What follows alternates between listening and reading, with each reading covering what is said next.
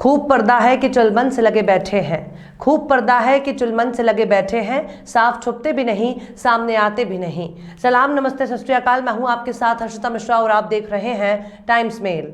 BJP हमारे देश की सबसे बड़ी पार्टी है और सिर्फ हमारे देश की ही नहीं बल्कि दुनिया की सबसे बड़ी पार्टी है। और इस पार्टी के मात्र संगठन का नाम है आरएसएस, यानी राष्ट्रीय स्वयंसेवक संघ। आरएसएस का ही सियासी विंग है बीजेपी। पहले इसे जनसंघ के नाम से जाना जाता था। जनसंघ के दौर में कश्मीरी पंडितों को सताया गया था। उस वक्त जनसंघ के समर्थन वाली केंद्र में सरकार थी और संघ का नेता ही उस वक्त कश्मीर का राज्यपाल था। लेकिन अगर बीजेपी और संघ की ताकत की बात की जाए तो एक तरफ भाजपा के पास अपने सदस्यों की एक बहुत बड़ी आबादी है, वहीं दूसरी तरफ केंद्र से लेकर राज्यों तक हर छोटे बड़े महकमों में अक्सर संघियों की भरमार होने के आरोप भी लगते रहे हैं। लेकिन एक सवाल आरएसएस और बीजेपी में बहुत ही कॉमन है और वो है मुस्लिम और इस्लाम। मुसलमानों को लेकर संघ और उससे जुड़े संगठन एक अलग ही किस्म का विचार रखते हैं। साफ तौर पर कहा जाए तो आरएसएस तमाम मुसलमानों को मूल रूप से हिंदू मानता है, लेकिन समय समय पर मुसलमानों को देश के सबसे बड़े दुश्मन के तौर पर पेश भी करता है। मतलब कि देश की जनसंख्या बढ़ गई तो मुस्लिम जिम्मेदार, देश में गरीबी है तो उसके लिए भी मुस्लिम जिम्मेदार, देश में बेरोजगारी चरम पर पहुंच गई तो उसके लिए भी मुस्लिम जिम्मेदार, किसी लड़की ने अपने पसंद से शादी कर ली तो इसके लिए भी मुस्लिम ही जिम्मेदार। आरएसएस मुसलमानों को एक बहुत बड़े खलनायक के तौर पर पेश करता है तो कभी कभी खुद को बहुत बड़ा मुस्लिम हितैषी करार देता है।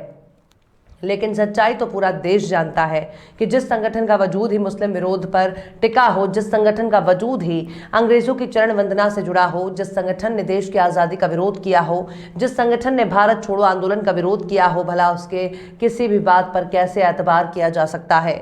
आखिर उसकी बात पर कैसे भरोसा किया जा सकता है? ऐसे में आरएसएस मौका दर मौका कोई ना कोई ऐसा हथकंडा तैयार करने की जरूर कोशिश करता है जिससे मुस्लिम समुदाय के खिलाफ बहुसंख्यक आबादी को भड़काया जा सके। चुनाव के दौरान मुस्लिम विरोधी बयान अक्सर देखने को मिलते हैं। अभी हाल ही में उत्तर प्रदेश का यही हाल हुआ जिसमें बीजेपी ने एक भी टिकट मुस्लिम को नहीं दिया। इसके साथ ही मुस्लिमों के खिलाफ नफरत का प्रसार करने के लिए द कश्मीर फाइल्स नाम की प्रोपेगेंडा पर आधारित मूवी का बीजेपी और संघ के पुरोधाओं ने प्रचार करने का ठेका भी अपने सिर माथे पर उठा लिया। अब बीजेपी का मात्र संगठन आरएसएस मुस्लिम समुदाय के सामने अपने घुटने टेकने लगा, यानी जिन मुसलमानों का विरोध करके बीजेपी सत्ता की मलाई खा रही है, जिन मुस्लिमों का डर दिखाकर बीजेपी देश की बहुसंख्यक हिंदू आबादी का वोट हासिल करती है, जनसंख्या, लव जिहाद, मंदिर मस्जिद और बुलडोजर का राग अलापने वाली बीजेपी का ही मात्र संगठन अब मुस्लिम समुदाय के सामने घुटने के बल बैठ गया।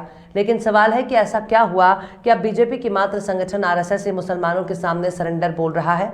आखिर क्यों खुद को मुस्लिम हितैषी दिखाने की कोशिश कर रहा है आरएसएस?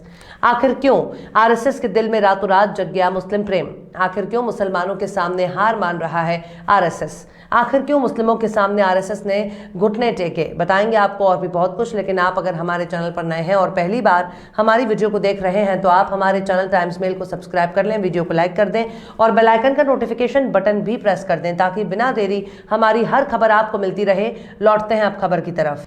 संघ ने समय के साथ को खुद को बहुत ही ज्यादा अपडेट दिखाने की कोशिश करता रहता है, इसलिए मुसलमानों में गहरी पेच बनाने की लगातार कोशिश करता रहता है। लेकिन उसके मुस्लिम विरोधी भड़काऊ बयानों से संघियों को दिक्कत होने लगती है। अब आरएसएस ने रमजान के मौके पर इफ्तार की दावत देने का ऐलान किया है। दरअसल राष्ट्रीय स्वयंसेवक संघ का मुस्लिम विंग, जिसे मुस्लिम राष्ट्रीय मंच के नाम से जाना जाता है, उसने अप्रैल में रमजान के पवित्र महीने में देश भर में इफ्तार पार्टी बनाने का ऐलान कर दिया। देश भर में आयोजित होने वाली इफ्तार पार्टी में आरएसएस के बड़े बड़े नेता भी शामिल होंगे। इसके लिए मुस्लिम राष्ट्रीय मंच के संस्थापक इंद्रेश कुमार आरएसएस की केंद्रीय टीमों से अपने इलाके में आयोजित होने वाले इफ्तार पार्टी में शामिल होने की गुजारिश भी करेंगे। यानी इफ्तार के नाम पर जिन सियासी दलों का बीजेपी तुष्टीकरण का आरोप लगाती है, जिस बीजेपी के नेता कहते हैं कि उनको ईद, बकरा ईद, रमजान, मुहर्रम से कोई लेना देना नहीं है, आखिर अब वही लोग इफ्तार पार्टी देकर कौन से गुल खिलाने जा रहे हैं? जाहिर सी बात है, मुस्लिमों के कंधे पर हिंदू राष्ट्र की कल्पना को साकार करने की कोशिश की जा रही है, जो संघ का बरसों पुराना मंसूबा है, ताकि जब देश के संविधान को खत्म करके हिंदू राष्ट्र बनाने का ऐलान हो तब अल्पसंख्यक खासकर मुस्लिम समुदाय इसका बिल्कुल भी विरोध ना करे। ऐसा नहीं है कि मामला सिर्फ रमजान में इफ्तार पार्टी देने तक सीमित हो, बल्कि रमजान के बाद ईद मिलने का भव्य कार्यक्रम भी संघ आयोजित करेगा। भाईचारा और अमन का संदेश देने के लिए आरएसएस समाज के हर तबके से जुड़े नामचीन लोगों को ईद मिलन की दावत देगा। यानी आरएसएस मुसलमानों का दिल जीतने की हर मुमकिन कोशिश करेगा।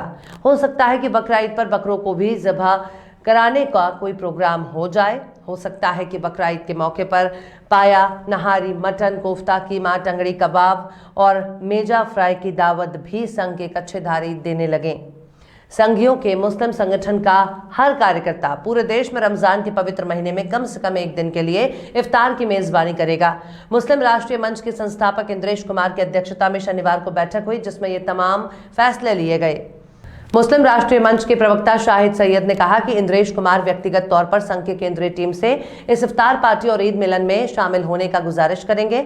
आरएसएस के मुताबिक मुसलमानों को हिंदुओं के करीब लाने के लिए राष्ट्रीय कार्यकारिणी के सदस्य इंद्रेश कुमार ने नवंबर 2002 में मुस्लिम राष्ट्रीय मंच बनाया था। अब सुनिए कि संघ मुस्लिम प्रवक्ता ने क्या कहा है। मुस्लिम राष्ट्रीय मंच के प्रवक्ता सैयद ने कहा कि शनिवार की मीटिंग में कई अहम मसलों पर बातचीत हुई कि कैसे संगठन का प्रसार किया जाए। इसके साथ ही भारत और विदेशों में सदस्यता अभियान शुरू करने का फैसला भी लिया गया। उन्होंने बताया कि इस मीटिंग में फिल्म द कश्मीर फाइल्स की सराहना की गई, जो लोगों के सामने सच्चाई लेकर आई है। हमने तो सुना है कि रमजान और ईद का मुसलमानों के लिए बहुत ही अहम त्योहार है। पूरे रमजान में इस्लाम के मानने वाले रात में कम सोते हैं, रब्बे कायनात की इबादत करते हैं और बिना अनाज और पानी रोजा रखते हैं। भूख और प्यास की शिद्दत को बर्दाश्त करना और उसी हालत में देर रात खुदा की इबादत के महीने का नाम ही रमजान है। रमजान के अगले दिन रोजा रखने वालों के लिए खुशी के तौर पर ईद मनाई जाती है। इफ्तार रोजा रखने वालों के लिए होता है। संघ के पुरोधाओं से ये बात पूछनी चाहिए कि बिना रोजे रखे आखिर इफ्तार किस मुंह से करने के लिए संघी आएंगे। सिर्फ स्वाद लेने ही अगर मकसद है तो वहीं खाना हर किसी के घर में भी होता है। संघ मुसलमानों से कितना प्यार करता है, इसका एक उदाहरण हम आपके सामने पेश कर देते हैं। अभी कुछ दिनों पहले ही संघ ने एक बयान में कहा था कि एक खास कौम सरकारी तंत्र में घुसने का प्लान बना रही है, जबकि देश में संविधान और धार्मिक आजादी के नाम पर कट्टरता बढ़ रही है। अब इस बयान को अगर आप गंभीरता से लें, इसमें सीधे तौर पर मुस्लिम को निशाना बनाया गया है। एक बात और जो सबसे खास है कि देश को बांटने वालों के लिए इनके मन में बहुत प्यार होता है। बीजेपी जिन्ना के नाम पर अक्सर बिभर जाया करती है, जिन्ना का गुस्से में लाल पीला हो जाया करती है। यूपी में जिन्ना को लेकर सपा प्रमुख अखिलेश यादव ने कोई बहुत बड़ा बयान नहीं दिया, लेकिन उस बयान को घुमा फिराकर बीजेपी ने जिन्ना के पक्ष में मोड़ दिया, जिसके बाद आप तो जानते ही हैं कि अखिलेश को चुनाव में बीजेपी ने किस तरह से धूल चटाकर घर में बैठा दिया। लेकिन आरएसएस के दिल में जिन्ना के लिए बेवक्त प्यार झलकने लगता है। सुनने में यह अजीब लगता है पर सच है। राष्ट्रीय स्वयंसेवक संघ की एक प्रदर्शनी में पाकिस्तान के संस्थापक मोहम्मद अली जिन्ना की तस्वीर उन 200 लोगों के बीच लगाई गई जिनका गुजरात से कोई ताल्लुक था। हाल ही में खबर सुनने में आई थी कि आरएसएस ने गुजरात में एक प्रदर्शनी में 200 लोगों को प्रदर्शित किया जिनका ताल्लुक गुजरात से था। इसी में जिन्ना के फोटो भी शामिल हैं। जिन्ना की फोटो के दिल से लगाकर रखने का सिलसिला यहीं तक खत्म नहीं होता, बल्कि इनके एक नेता ने बकायदा पाकिस्तान जाकर जिन्ना की मजार पर माथा भी टेका और बीजेपी नेता जसवंत सिंह की जिन्ना पर किताब भी लिखी है। 2005 में बतौर प्रधानमंत्री लाल कृष्ण आडवाणी जब पाकिस्तान के अपने दौरे में जिन्ना की मजार पर पहुंच गए थे, उनके तारीफों के खूब कसीदे पड़े। आडवाणी ने जिन्ना को महान भी बताया और उसके बाद हर तरफ उनकी जमकर किरकिरी भी हुई। बहरहाल संघ इस वक्त मुस्लिम को रिझाने की कमर तोड़ मेहनत कर रहा है। अगर आपको भी संघ की तरफ से किसी मुस्लिम त्योहार की दावत दी जाए, जरूर जाइएगा, क्योंकि इस महंगाई के जमाने में बड़े की बिरयानी, पाया, नहारी, मटन और कोरमा का मजा लेना सबके बस की बात नहीं है। बहरहाल चलते चलते आखिर में दाग देहलवी ने भी क्या खूब फरमाया है, चाह को पर्दाए वहशत मुझे मंजूर नहीं, चाह को पर्दाए वहशत मुझे मंजूर नहीं, वरना ये हाथ गिरेबान से कुछ दूर नहीं। फिलहाल इस वीडियो में बस इतना ही। ये वीडियो आपको कैसा लगा कमेंट बॉक्स में आप जरूर बताइए। वीडियो पसंद आए तो लाइक करें। हमारे वीडियो लिंक को फेसबुक, ट्विटर, व्हाट्सएप पर अपने रिश्तेदार, यार, दोस्तों को भी शेयर करें। और बेबाक, निष्पक्ष, स्वतंत्र पत्रकारिता को सपोर्ट करने के लिए आप हमारे यूट्यूब चैनल टाइम्स मेल को जरूर सब्सक्राइब करें। और हाँ, बेल आइकन की घंटी वाली बटन भी आप जरूर दबा दें ताकि आपको हमारे आने वाले नए वीडियो की नोटिफिकेशन फौरन ही मिल जाए। फिर मिलते हैं किसी और वीडियो में एक नई खबर के साथ। हर्षिता मिश्रा को दीजिए इजाजत। जय हिंद। ये बनारस है, बनारस यानी गलियों का शहर। ये बनारस है घाटों का शहर। ये बनारस है फूल, माला, अगरबत्ती और आस्था का शहर। और मंदिर ऐसे ऐसे तोड़े हैं, वहाँ लोग खड़ा होकर पेशाब कर रहे हैं। रामराज सरकार, रामनाथ सरकार है तो रामनाथ सरकार का काम भी करिए आप। यहाँ सबकी कहानी एक जैसी है। पूरे महीने में 2-4 हज़ार रुपया भी बिक जाए तो बहुत बड़ी बात है। लेकिन सवाल है कि आखिर जो दुकान उजड़ गए उसका विकल्प उनको क्या दिया गया। हम लोग का दिल जानता है मंदिर बना बहुत अच्छी चीज है। आज बनारस को एक दुर्लभ चीज मिल गई। एक तरफ महंगाई से जनता त्रस्त है, वहीं दूसरी तरफ पेट की आग भी एक बड़ी समस्या है। लेकिन मंदिर से हम अपने घर का पालन पोषण कैसे करेंगे? यहाँ पर नवीनीकरण के नाम पर बहुत सी मूर्तियों को तोड़ दिया गया। तोड़े वो तो मुगल तोड़े थे, अंग्रेज तोड़े थे। क्यों नहीं, हमारे राज्य में हमारे मोदी सरकार में टूटा है। पूरी मैंने काशी उजाड़ दी है। तो देख लिया आपने हमारे इस वीडियो को। हमें उम्मीद है कि आपने हमारे वीडियो को लाइक किया होगा और दूसरों को भी शेयर किया होगा।